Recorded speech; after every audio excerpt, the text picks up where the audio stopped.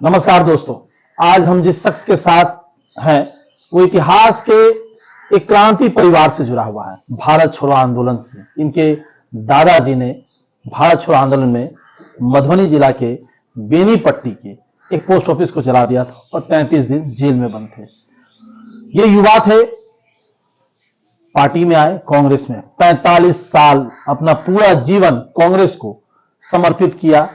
लेकिन अचानक 2 दिन पहले, जी हां, कांग्रेस का महाधिवेशन भी चल रहा, आप लोग सोच रहे होंगे, बिल्कुल सही है। ऐसा क्या हुआ कि राम नारायण झा जी ने कांग्रेस के सभी पदों से इस्तीफा दिया, खासतौर से वो डेलीगेशन पद पे थे। 45 साल एक बहुत लंबा सफर होता है। लोग बहुत कम ही ऐसे होते हैं जो एक निष्ठावान किसी पार्टी के साथ लंबे समय तक हम लोगों ने देखा है। बहुत कम ही ऐसे लोग होते हैं, क्योंकि राजनीति में कहते हैं मौसम और राजनेता दोनों फिक्स है, कभी भी बदल जाते हैं, टेम्परेचर की तरह।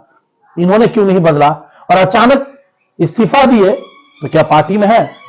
राम नारायण जी, संक्षिप्त में प्रश्न पूछूंगा, कांग्रेस में आए 45 साल निष्ठावान, ये थोड़ा समझाइए। और अचानक से जो झटका मारे हैं आप, दरभंगा की जनता नहीं, 1983 में इंदिरा जी की सरकार थी, 84 में उम्र है। गांव में समाज सेवा करते हुए बहुत छोटी उम्र से सड़कें नहीं थी, पुल नहीं था, तो जनता दरबार में गए, एक आवेदन दिए। देखिए संजोग, प्रभाव वहां से ज्यादा गहरा हुआ, पुल भी बन गया, सड़क भी बन गया और सिंचाई के लिए एक बड़ा सा सुलिस गेट भी बन गया। वो पहला आवेदन था आपका? पहला आवेदन था जो जनता दरबार में खड़ा होकर दिए थे। किसको दिए थे? इंदिरा जी को। अच्छा, दिल्ली जाके? दिल्ली जाके, और वो गए थे, एक रैली था, अच्छा, उसमें गए थे। चलिए, तो बुजुर्ग के साथ गए, हम उसमें सबसे कम उम्र के थे। एप्लीकेशन लिख के ले गए थे, हमारे गांव में, इलाके में ये सब नहीं है। वो जो सुलिस गेट बना, उससे कम से कम 10-20 गांव का फसल अच्छा होने लगा, वाहवाही मिलने लगा। सड़कें नहीं थी, हम तो देखे ही नहीं थे। आजादी के बाद कभी वहां सड़कें नहीं थी, मिट्टी का था। वहां से राजनीतिक सफर शुरू हुआ, तो धारणा बना जो कांग्रेस ऐसी पार्टी है, ये हमारे जैसे एक आदमी आवेदन दिया, सब बन गया। क्या उम्र थी उस समय जब आप इंदिरा गांधी से पहली बार मुलाकात? वही 24 वर्ष करीब। 24 साल के युवा थे आप। आपके ने, अब जैसे आपने हमें बताया कि आपके दादाजी 1942 में भारत छोड़ो आंदोलन गांधी जी के नेतृत्व में चल रही थी पूरे भारत में, और विश्वविख्यात है। उन्होंने एक पोस्ट ऑफिस जला दी, 33 दिन जेल में रहे। ये कहानी आपके समय हुई या आपके पिताजी ने आपको कही थी? नहीं, हमको दादाजी खुद बताया। अच्छा, वो बताया? दादाजी से हमारी मुलाकात 66 वर्ष उम्र हुआ, तो अब उस समय सोचते थे कि गांधी जी का एक आवाज से पूरा देश है और आपके एक आवेदन से इतना कुछ हो गया? वही तो निराम करते थे। पंडित नेहरू के 64 में मरे हैं, तो हमारे पिताजी जो हमको उंगली पकड़ के ले गए हैं, गांव में एक प्रभात परिषद था, सांस्कृतिक मंच, सारे गांव के लोग आए खड़ा होकर 2 मिनट मौन रखने। वो धुंधली सी याद है, ये हम भी पिताजी के साथ ऐसे खड़ा थे। तो उस जमाना में तो फोटो होता नहीं था। तो वहां से जो शुरू हुआ, इंदिरा जी वाला हुआ, दादाजी का कहानी सुने थे तो कांग्रेस के प्रति रुझान हुआ, और भोगेंद्र झा जी ने तो राजेंद्र बाबू के हाथ सुपुर्द कर दिया। ये इस आदमी को कम्युनिस्ट में अभी तक 6 बरस 7 बरस विद्यार्थी मोर्चा में, AISF में काम किए हैं, 13-14 मुकदमा हो गया। हम लोग नहीं संभाल सकते हैं, बहुत फास्ट है, बहुत तेज है, मेहनती भी है, लड़ाकू भी है। तो आप इनको ले लीजिए, कांग्रेस में संभालिए।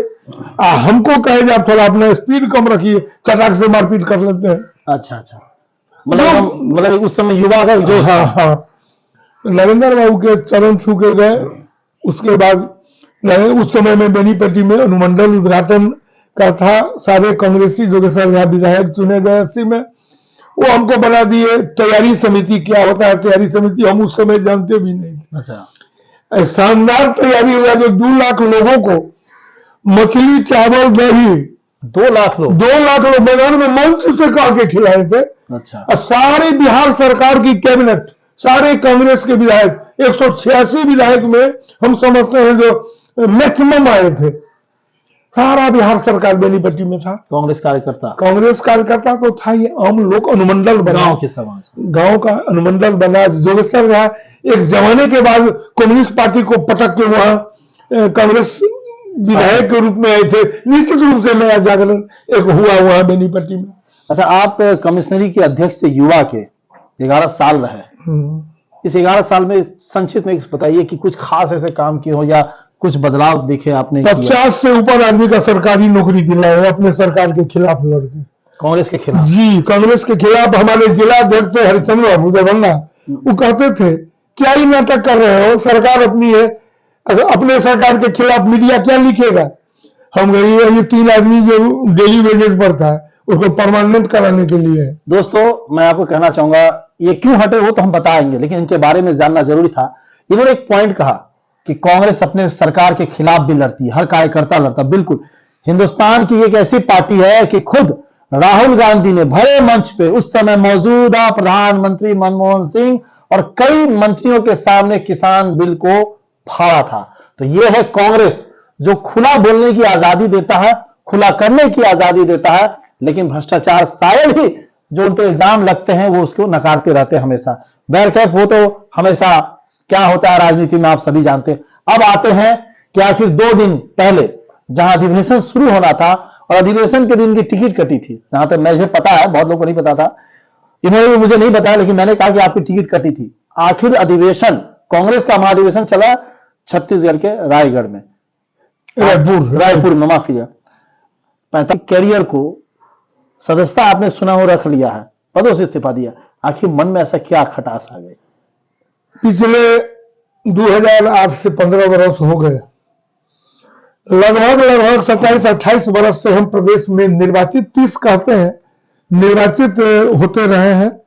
डॉक्टर नागेंद्र बाबू उनके समय से उन्हीं के द्वारा स्थापित हैं हम।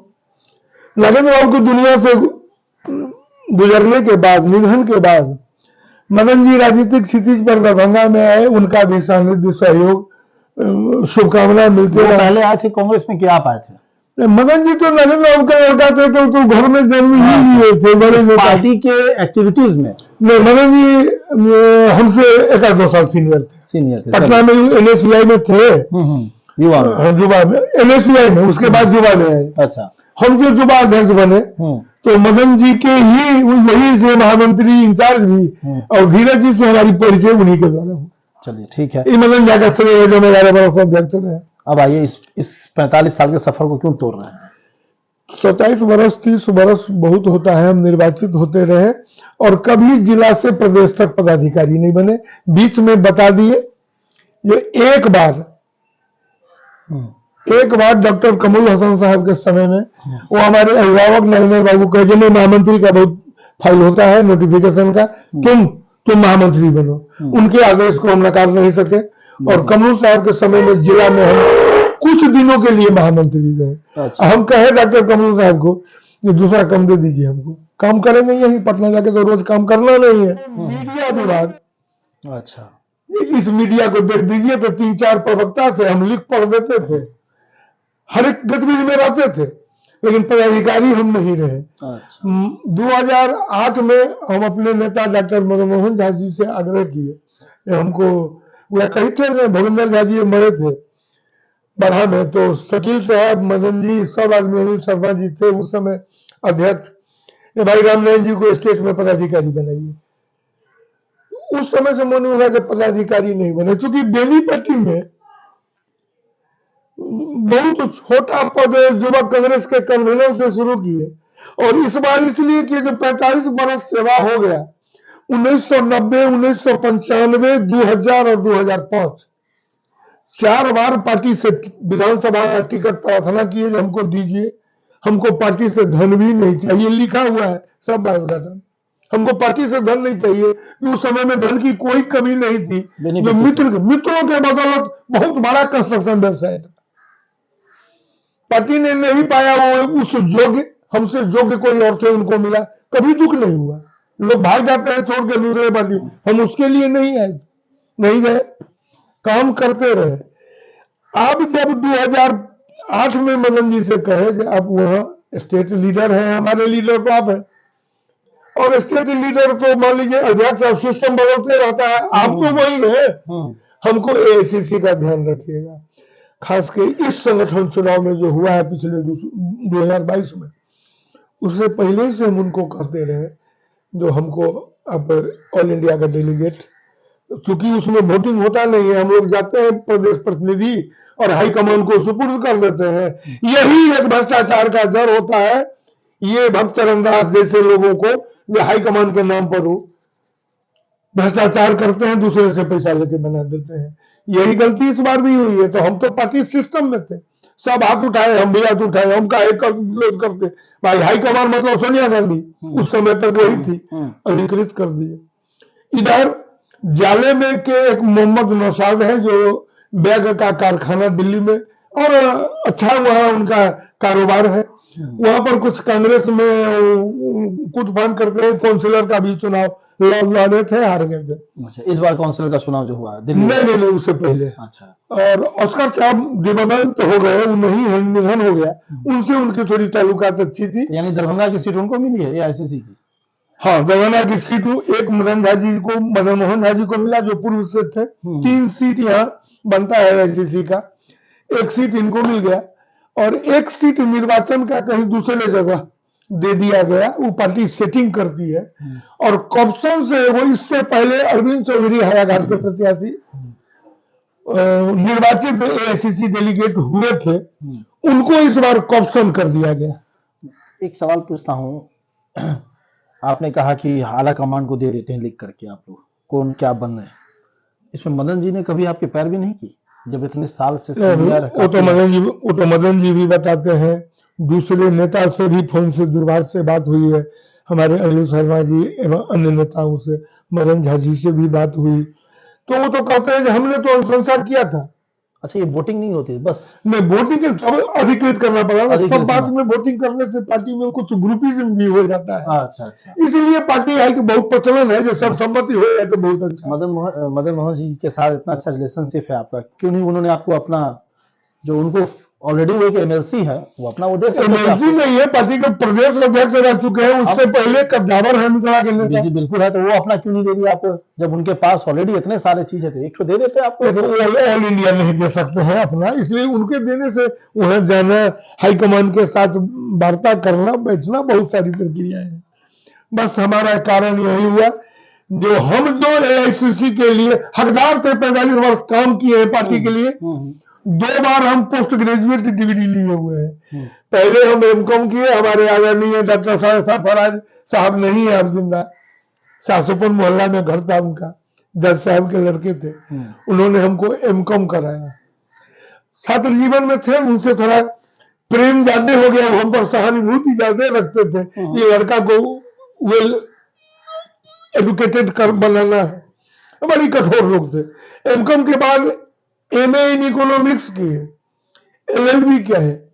Doctor Lakshman Jha vice chancellor थे, कांग्रेस के राजपाट में नौकरियां बहुत आसान था, तो हमको कहेंगे तुम कॉलेज ज्वाइन कर लो, इतना वेतन मिलेगा, चिट्ठी निकलवा देते हैं। उस समय में ऐसा नहीं होता था, ये आयोग बने, ये करो, लिखते नहीं था नौकरी का। अच्छा, एक बात बताइए, 45 साल के सफर को आप जब खत्म कर रहे हैं, सदस्यता बरकरार रखिएगा या वो भी कुछ लग रहा है? 2024 तक के लिए तो गारंटी देते हैं कि राहुल जी के प्रधानमंत्री बनने तक कांग्रेस के सदस्य बने रहेंगे। और 2025 में एक व्यक्तिगत कामना है विधानसभा में, जो उस आदमी को अगर टिकट पार्टी ने दिया तो उस आदमी के लिए सारा सर्वस्व समर्पण करेंगे। उस आदमी की तरफ किसका इशारा है आपका? अब सब नाम को टीवी के चैनल पर आप खुलवा रहे हैं, क्या कीजिए, वो हमारे पुत्रवत है। अच्छा, वो पीढ़ी नीचे के पीढ़ी के हैं, और अभी उनका नाम बोल के सार्वजनिक रूप से छिछलेदार नहीं। पार्टी से तो फोन आया होगा? कौन सी का? जब आप अपने पद से इस्तीफा दिए हैं, डेलीगेशन पद से? नहीं, अभी तो सब लगे हुए हैं, मैंने नहीं कहा, कल फोन से बात किए थे, और नेता किए हैं, अनिल शर्मा जी से बात हुई है। यानी प्रदेश के सभी लोगों से बात? हाँ, तो भाई हमारे हाईकमान तो प्रदेश में है। हाँ। हमको खड़गे साहब पहचानेंगे। वैसे कई बार राहुल गांधी जी से मिले हैं, दरभंगा की टीम के साथ कई सारे विकास काम। आपने कहा भ्रष्टाचार की बात, क्या इस चीज की शिकायत इसमें हुआ है? अब इसमें बता दें, क्योंकि मैं यहीं पर रखूंगा। आपने कहा भ्रष्टाचार की शिकायत कांग्रेस में अक्सर देखा गया है। अभी जिस तरीके से कांग्रेस चल रही है पूरे देश में, पद को लेकर के जो कार्यकर्ता काम करते हैं उसे नहीं मिले, किसी और को मिलता है। ये एमएलसी चुनाव में भी देखा गया है, आपके विधानसभा चुनाव में भी देखा गया, पिछले वर्ष के लोग इसीलिए गुस्से भी रहते हैं। आखिर ये भ्रष्टाचार का जो आरोप विपक्ष लगाता है, भले आप नहीं करते हैं, आपको कमेटी बोलती है कि आपने कभी किया नहीं, कांग्रेस ने किया, लेकिन कांग्रेस के अंदर भ्रष्टाचार की शिकायत खुद ही कार्यकर्ता बड़े कार्यकर्ता करते हैं। अभी आपने भी किया। अब भ्रष्टाचार की बातें बता देता हूं। कुछ नेता ऐसे हैं जो अपना अगर किसी कारण से हो गया, उसके बाद अपने बच्चे, अपने परिवार को चाहते हैं राजनीति में, कांग्रेस में सेटल करें। वो नहीं हुआ तो ड्राइवर, खलासी, माली, रसोईया, यहां तक पहुंच इनको जाते हैं। टिकट दिला देंगे। लेकिन आम कार्यकर्ता के प्रति क्या नफरत है इन नेताओं को, यही लोग राहुल गांधी को क्या कमजोर इसी का फायदा उठाता है विपक्ष भी? नहीं, वो उठाता ही है, आपका भी फायदा उठेगा? निश्चित उठेगा? नहीं उठ रहा है, आपका भी फायदा उठेगा? उठ रहा है। हमारे कई विपक्षी भी किया, लेकिन हमको तो किसी पार्टी में जाना नहीं है। हम धन्यवाद देते हैं, उन्होंने जिज्ञासा किया, छोड़िए। तो अब हम क्या नाम बताए, नाम स्पष्ट नहीं करेंगे। दिग्गज नेता भाजपा के, दिग्गज सांसद भी है, मेरे ख्याल से ब्राह्मण ही होंगे वो। निश्चित ही बना। तो हमारे दर्शक बहुत उत्तेजित है जब आपने खोले दिया बड़े दिग्गज सांसद। हो सकता है वो पूर्व सांसद हो या वर्तमान सांसद हो। नहीं, वर्तमान है, अब कहाँ के हैं वो नहीं बताएंगे, लेकिन उन्होंने कहा चले मेरे पास ले। एक आखिरी प्रश्न पूछते हैं रामनारायण झा जी, आप झा हैं, एक ब्राह्मण है, हमने आपके घर को देखा है, आपने तीनों तस्वीरें लगाए हैं, हम अपने दर्शक को दिखा देंगे एक झलक, ठीक है?